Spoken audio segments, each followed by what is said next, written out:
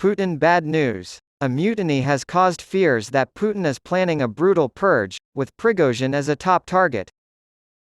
Alicia Kearns also provided a possible justification for Putin's decision to keep the Wagner Group founder alive. Alicia Kearns, chairwoman of Parliament's influential Foreign Affairs Committee, has stated that Vladimir Putin will do anything to cling to power, and that it is highly likely that he will launch a significant purge in the wake of the failed coup led by Yevgeny Prigozhin.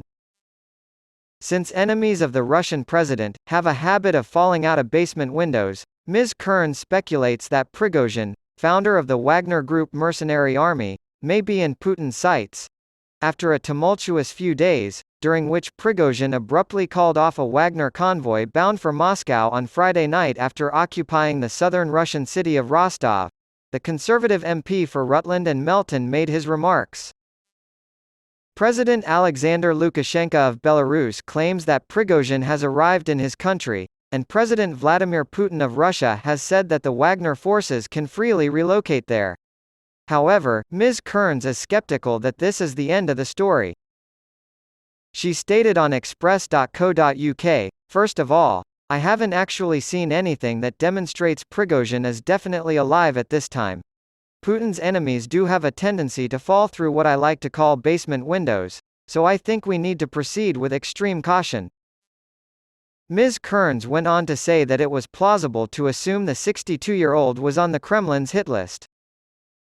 She elaborated, "There are people within the Wagner Group who are now very angry with Prigozhin because they feel like he walked them up a hill and almost to Moscow." Rumors have also circulated that Putin has taken hostage members of his family. "I can't say I've seen any solid proof of that, but the fact that it's even being discussed is not shocking. Putin will stop at nothing to maintain his position of power, and no one should ever forget that. He is willing to do anything to maintain his position of power.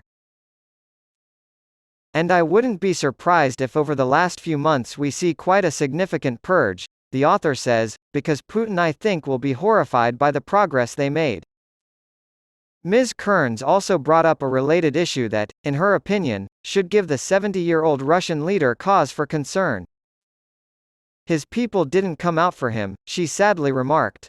"His generals are constantly filming videos in which they praise their leader and cast Prigozhin in a negative light. They didn't say anything, and I think that says a lot about how weak his support really is. However, it is also important to note that, as we saw over the weekend, at its core, this conflict is a struggle for the loyalty of Russia's armed forces." To paraphrase Winston Churchill, "And the silence I think for Putin will be absolutely deafening." Some analysts have speculated that Western countries would be relieved if the rebellion were to fail, on the grounds that Prigozhin and other radical Russian nationalists would be even worse leaders than Vladimir Putin. As for Putin and Prigozhin, Ms. Kearns said, "I'm not going to say either is worse or better than the other because ultimately, both Putin and Prigozhin are war criminals, they are guilty of crimes against humanity. They function differently, that's all. Putin is the lord of Russian military affairs, much like Prigozhin is a warlord.